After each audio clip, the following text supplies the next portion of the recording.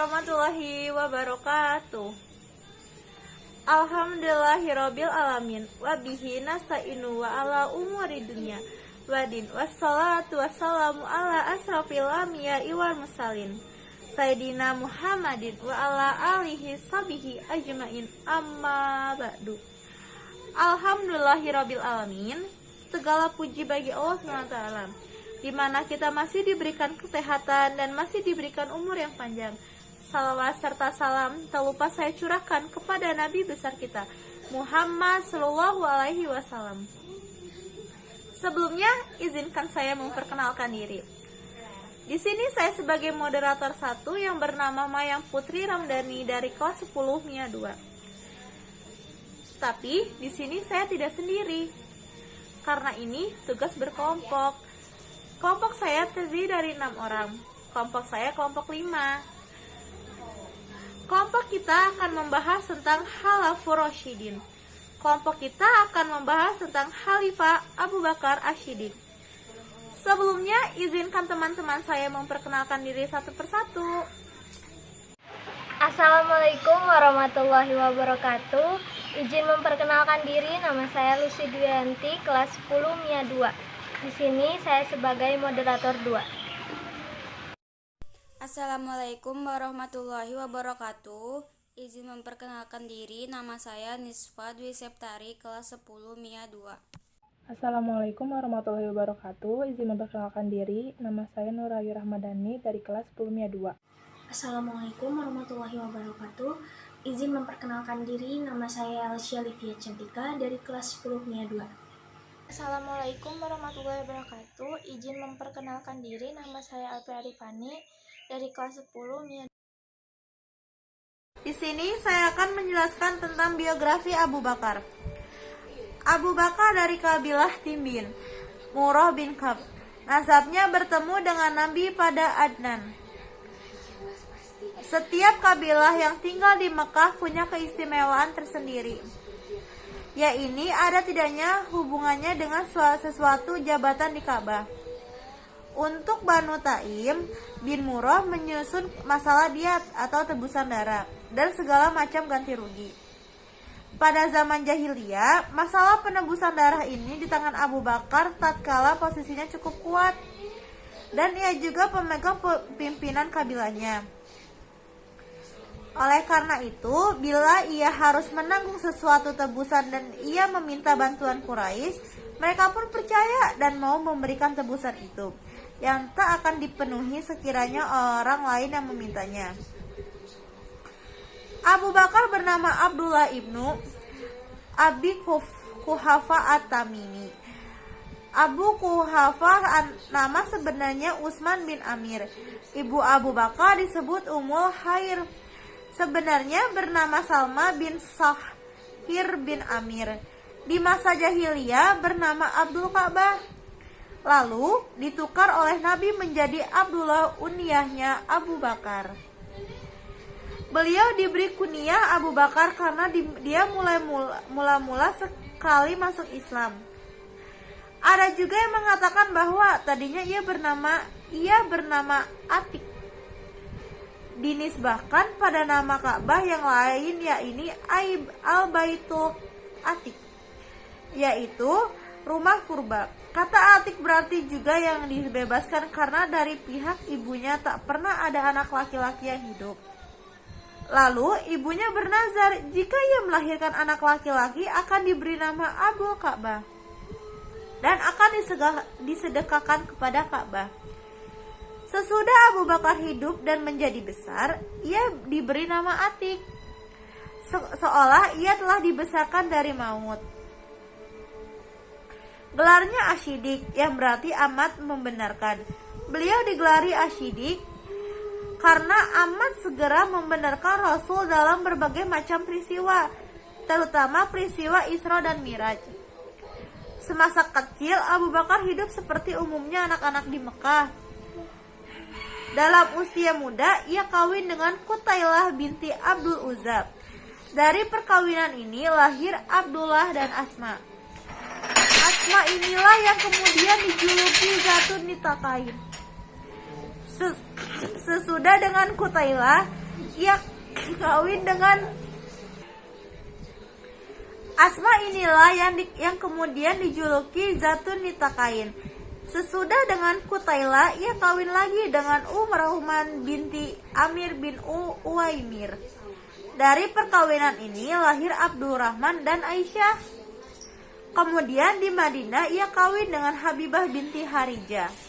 Setelah itu dengan Asma binti Umais yang melahirkan Muhammad. Di masa jahiliyah, Abu Bakar berniaga. Perniagaannya sangat luas. Dia seorang pedagang kaya yang memiliki lebih dari 40.000 dirham tunai ketika memeluk agama Islam. Sesudah memeluk agama Islam, ditumpahkannya seluruh perhatiannya untuk mengabdi dan menyiarkan agama Islam. Tidak ada lagi perhatiannya kepada urusan perniagaan, hanya sekedar untuk menutupi keperluan hidup dengan keluarganya sehari-hari. Di masa jahiliyah, beliau terkenal sebagai orang yang jujur dan berhati suci. Tatkala agama Islam datang, segeralah dianutnya. Kemudian ikut menyiarkan dan mengembangkannya. Dalam mengembangkan dan menyiarkan agama Islam, beliau mendapatkan hasil yang baik. Banyak pahlawan Islam menganut agama Islam dan atas usaha dan seruan Abu Bakar. Nama-namanya telah disebutkan pada bagian pendahuluan. Beliau ikut bersama-sama Nabi hijrah ke Madinah, bersembunyi di Gua Kesur. Pada malam permulaan hijrah, sebelum melanjutkan perjalanan, ia menandakan keeratan hubungan mereka berdua.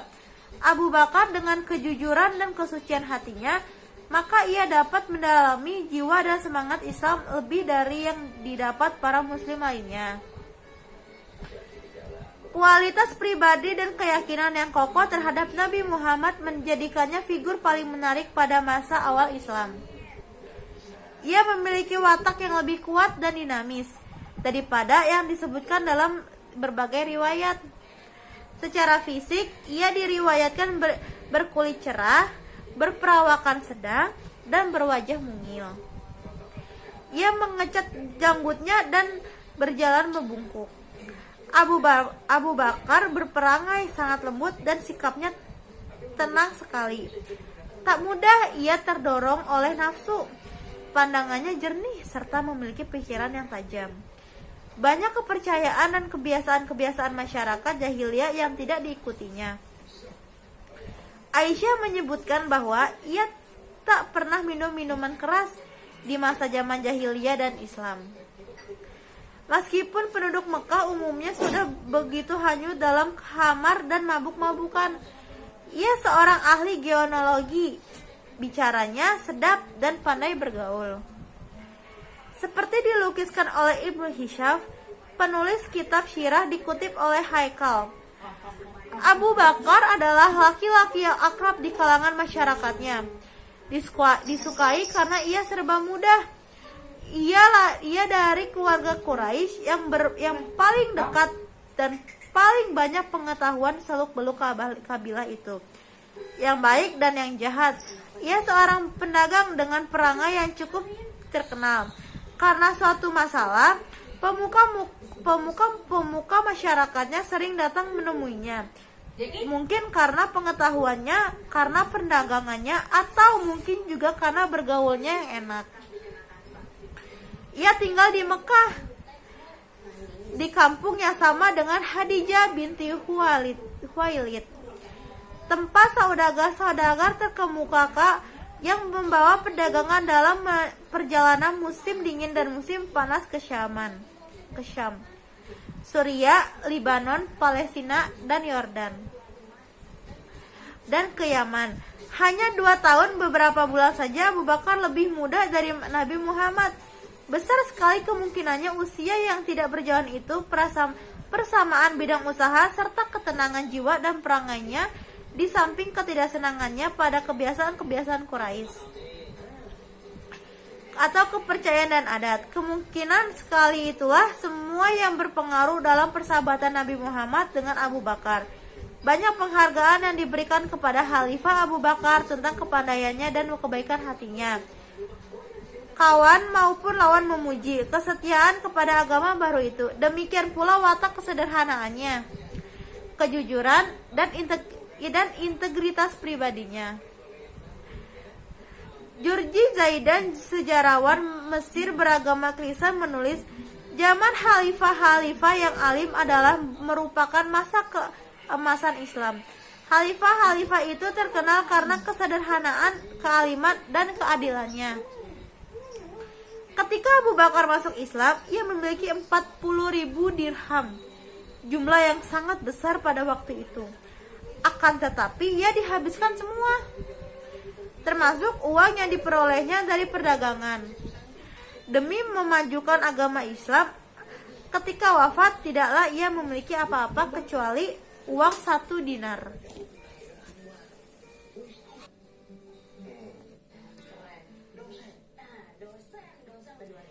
Ia biasa berjalan kaki ke rumahnya di Sun, di pinggir kota Madinah. Ia juga jarang sekali menunggang kudanya. Ia datang ke Madinah untuk memimpin sembah yang berjamaah dan kembali ke Sun di sore hari. Setiap hari Abu Bakar membeli dan menjual domba dan mempunyai sedikit gembalaan yang sesekali harus ia gembalakan sendiri. Sebelum menjadi khalifah, ia telah terbiasa memerah susu domba milik kabilahnya. Sehingga ketika ia menjadi khalifah, seorang budak anak perempuan menyesalkan dombanya tidak ada yang memerah lagi. Abu Bakar kemudian meyakinkan anak perempuan itu bahwa ia akan tetap memerah susu dombanya, dan martabat tidak akan mengubah tingkah lakunya. Sebelum wafat, Abu Bakar kemudian meyakinkan anak perempuan itu bahwa ia akan tetap memerah susu dombanya dan martabat tidak akan mengubah tingkah lakunya. Sebelum wafat, ia memerintahkan menjual sebidang tanah miliknya dan hasil penjualannya dikembalikan kepada masyarakat muslim sebesar jumlah uang yang telah ia ambil dari masyarakat sebagai honorarium. Sekian penjelasan tentang biografi Abu Bakar. Sebelumnya izin bertanya, Khulafaur Rasyidin dapat diartikan sebagai orang-orang yang mendapatkan petunjuk. Bisa juga diartikan sebagai orang-orang yang meneruskan kepemimpinan Islam setelah Nabi Shallallahu Alaihi Wasallam wafat. Orang tersebut biasa disebut khalifah. Khalifah tersebut merupakan 4 sahabat Nabi Muhammad SAW. Sahabat Nabi Muhammad SAW yang pertama kali menjabat sebagai khalifah yaitu Abu Bakar, atau yang sering kita kenal dengan Abu Bakar As-Siddiq. Jelaskan secara singkat bagaimana proses terpilihnya Abu Bakar As-Siddiq sebagai khalifah pada masa itu. Terima kasih kepada Nizba yang sudah memberikan pertanyaan. Izin menjawab. Setelah Nabi wafat dan sedang menunggu dimakamkan, kaum muslimin mengadakan pertemuan di Safiqah, balai kota Bani Saidah. Kabar itu terdengar para sahabat dan keluarga yang sedang mengurus jenazah Nabi. Lalu, 3 orang sahabat, yakni Abu Bakar, Umar bin Khattab, dan Abu Ubaidah bin Jarrah, menyusul ke pertemuan. Mereka membicarakan siapa sosok yang tepat untuk menggantikan Nabi. Kelompok Ansor mengusulkan Sa'ad bin Ubadah. Saat kelompok Ansor bertemu dengan kelompok Muhajirin, terjadi perdebatan. Masing-masing bersikukuh untuk mengajukan calon pemimpin pengganti Nabi. Perundingan tak juga mencapai titik temu. Sampai Abu Ubaidah mengatakan, sahabat-sahabatku dan kalangan Ansor, kalian adalah orang yang pertama menolong dan membela agama Islam. Oleh karena itu, janganlah kalian menjadi orang pertama yang memecah belah dan merusaknya, ujar Abu Ubaidah. Setelah suasana tenang, terpilihkan Abu Bakar sebagai pengganti Nabi. Alasan terpilihnya yaitu yang pertama, Abu Bakar adalah orang pertama yang mengakui kebenaran Isra dan Mi'raj Nabi Muhammad SAW. Yang kedua, Abu Bakar adalah orang yang menemani Rasulullah SAW hijrah ke Madinah. Yang ketiga, selalu dekat dengan Rasulullah sehingga tahu cara memimpin umat dan negara. Yang keempat, dermawan, sehingga kekayaan yang dimilikinya dapat digunakan untuk perjuangan umat. Yang kelima, disegani kaum Quraisy karena ketegasannya. Yang keenam, cerdas dan mau bekerja keras. Yang ketujuh, pernah menggantikan Nabi sebagai imam sholat ketika Nabi sakit.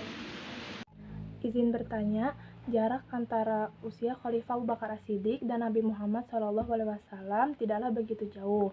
Karena alasan kedekatan umur inilah yang menyebabkan Khalifah Abu Bakar As-Siddiq berteman sangat baik, bahkan bersahabat dengan Nabi Muhammad SAW sejak mereka masih kecil. Persahabatan antara Khalifah Abu Bakar As-Siddiq dan Nabi Muhammad SAW sepertinya tidak bisa terpisahkan, baik sebelum datangnya ajaran agama Islam maupun setelah datangnya ajaran agama Islam. Bahkan, persahabatan antara Khalifah Abu Bakar As-Siddiq dan Nabi Muhammad SAW bertambah erat ketika keduanya sama-sama berjuang tanpa henti untuk menegakkan dan menyebarluaskan agama Allah Subhanahu wa Ta'ala, yaitu agama Islam. Seperti yang kita semua ketahui, Nabi Muhammad SAW lahir pada tanggal 12 Rabiul Awal tahun 570 Masehi. Lalu, pada tanggal berapakah Khalifah Abu Bakar As-Siddiq dilahirkan? Terima kasih. Terima kasih kepada Ayu yang sudah memberikan pertanyaan. Izin menjawab, Abu Bakar As-Siddiq lahir pada tanggal 27 Oktober 573 Masehi. Sedangkan Rasulullah lahir pada 12 Rabiul Awal tanggal 29 Oktober 570 Masehi. Sebelumnya izin bertanya, biarpun hidup di masa jahiliyah, sifat kebaikan sudah sangat melekat pada diri Abu Bakar As-Siddiq sejak beliau masih kecil. Lembut dalam bertutur kata, selalu bersikap sopan santun dalam bertindak merupakan beberapa sifat bawaan dari beliau. Selain itu, beliau juga perasa dan sangat mudah tersentuh hatinya. Selain itu, ia juga terkenal akan kecerdasannya. Abu Bakar As-Siddiq juga terkenal akan kedermawanannya. Demi membela kaum muslimin yang tertindas, beliau tidak segan-segan mengeluarkan hartanya. Salah satu kisah pernah mengatakan bahwa Abu Bakar As-Siddiq pernah menebus salah satu budak lalu memerdekakannya. Pertanyaannya, siapakah nama budak yang dimerdekakan oleh Abu Bakar As-Siddiq dan siapa nama majikan dari budak tersebut? Terima kasih. Terima kasih kepada Elsa yang sudah memberikan pertanyaan. Izin menjawab, nama budak yang dimerdekakan Abu Bakar yaitu Bilal bin Rabah. Bilal bin Rabah adalah seorang budak berkulit hitam dari kaum Quraisy. Dia dimerdekakan oleh Abu Bakar ketika dia disiksa oleh majikannya yang bernama Umayyah bin Khalaf karena diketahui memeluk agama Islam. Izin bertanya, seperti yang kita ketahui, Khalifah Abu Bakar As-Siddiq wafat pada Jumadil Akhir tahun 13 Hijriah atau pada tahun 634 Masehi. Sebelum Khalifah Abu Bakar As-Siddiq wafat, beliau sudah mengalami sakit kurang lebih selama 15 hari. Dan selama 15 hari itu yang bisa beliau lakukan hanyalah terbaring dengan keadaan lemah di tempat tidurnya dan tidak bisa mengikuti kegiatan sholat berjamaah di masjid seperti biasanya bersama sahabat-sahabatnya yang lain. Agar kegiatan sholat berjamaah di masjid tetap terlaksanakan, Khalifah Abu Bakar As-Siddiq digantikan oleh Umar bin Khattab sebagai imam sholat berjamaah di masjid. Khalifah Abu Bakar As-Siddiq wafat pada usianya yang ke-63 tahun, dan sebelum beliau wafat, beliau menyampaikan satu wasiat kepada orang-orang. Isi dari wasiat tersebut yaitu tentang orang yang akan memandikan jenazahnya. Lalu, siapakah orang yang diberikan wasiat oleh Khalifah Abu Bakar As-Siddiq untuk memandikan jenazahnya? Terima kasih. Terima kasih kepada Ayu yang sudah memberikan pertanyaan. Izin menjawab, sebelum Abu Bakar As-Siddiq wafat, ia menyampaikan wasiat kepada istrinya untuk memandikan jenazahnya. Abu Bakar As-Siddiq pada masa itu menjabat sebagai khalifah dan memimpin memimpin Islam setelah wafatnya Nabi Muhammad SAW selama kurang lebih 2 tahun lamanya, yaitu dimulai dari 632 Masehi sampai dengan 634 Masehi atau sekitar tahun 11 Hijriah sampai 13 Hijriah. 2 tahun menjabat sebagai khalifah bukanlah waktu yang sebentar, apalagi disampingi dengan halangan-halangan atau tantangan-tantangan yang harus dilewati oleh Abu Bakar As-Siddiq itu tidaklah mudah. Beberapa kejadian yang harus dilewati oleh beliau agar agama Islam tetap kukuh sangatlah berat. Tetapi walaupun begitu, Abu Bakar As-Siddiq tidak pernah mengeluh. Beliau melewati itu semua dengan sabar dan ikhlas. Beliau berjuang dan mengeluarkan seluruh hartanya untuk membela kaum muslimin yang tertindas di kota Mekah. Dengan jerih payah yang dilakukan oleh Abu Bakar As-Siddiq, beliau mencapai kemajuan-kemajuan dan prestasi yang memuaskan. Apa sajakah kemajuan-kemajuan dan prestasi yang dicapaikan oleh Abu Bakar As-Siddiq selama beliau menjabat sebagai khalifah pada masa itu? Terima kasih kepada Elvira yang sudah memberikan pertanyaan. Sebelumnya izin menjawab. Kemajuan dan prestasi yang dicapai oleh Abu Bakar selama menjabat menjadi khalifah antara lain: yang pertama, menumpas kelompok-kelompok yang memerangi Islam. Yang kedua, melakukan kodifikasi Al-Quran. Yang ketiga, memperluas wilayah kekuasaan Islam. Yang keempat, menumpas dan memerangi kelompok pembangkang atau murtad. Yang kelima, melanjutkan misi pasukan yang dipimpin oleh Usamah yang sebelumnya telah dipersiapkan Rasulullah SAW sebelum wafat. Abu Bakar As-Siddiq adalah sahabat Nabi Muhammad SAW. Dia yang paling awal masuk Islam dan sekaligus menjadi khalifah yang pertama. Ketika Rasulullah SAW wafat, dia menjabat sebagai khalifah selama kurang lebih 2 tahun, yaitu pada tahun 632 Masehi sampai 634 Masehi. Dan dia juga wafat ketika tahun 634 Masehi, yaitu pada usianya yang ke-63 tahun. Agar kita mengetahui semua tentang Khalifah Abu Bakar As-Siddiq, mulai dari beliau lahir, perjalanan beliau menyebarkan agama Islam dan menjadi khalifah, dan juga sampai beliau wafat. Dan untuk menambah ilmu untuk kita agar wawasan kita terhadap sejarah Islam lebih luas lagi. Alhamdulillahirrabbilalamin. Tugas SKI tentang biografi Khalifah Abu Bakar As-Siddiq sudah selesai. Terima kasih kepada Ibu Mariani SPDI yang sudah memberikan tugas ini kepada kami, sehingga kita semua lebih aktif dan kreatif meskipun belajar di rumah.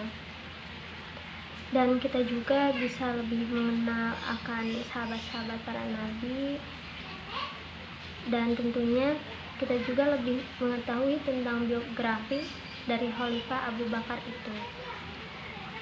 Terima kasih juga kepada teman-teman saya yang sudah bekerja sama dalam mengerjakan tugas ini. Cukup sekian dari kami, yaitu kelompok 5. Mohon maaf bila ada kesalahan kata yang disengaja ataupun yang tidak disengaja. Akhirul kalam, wassalamualaikum warahmatullahi wabarakatuh.